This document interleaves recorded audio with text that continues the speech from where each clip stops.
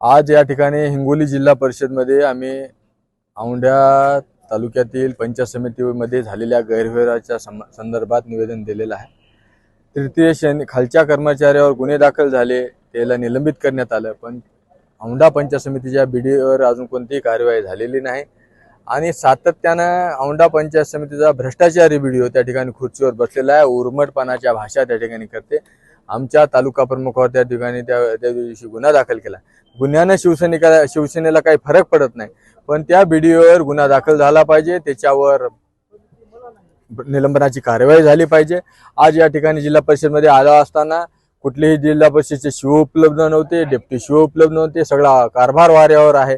आज या ठिकाणी आम्ही त्याला 2 दिवसाचा अल्टिमेट दिलेला आहे। 2 दिवसात जर निर्णय नाही झाला तर निश्चितच शिवसेनेच्या पद्धतीने आम्ही आंदोलन करू। कितीही गुन्हे दाखल जरी झाले तरी आम्ही आमच्या कार्यकर्त्याला, शिवसैनिकाला आणि सर्वसामान्य जनतेला वाऱ्यावर सोडू देणार नाहीत, हे या ठिकाणी तुम्हाला सांगू इच्छितो।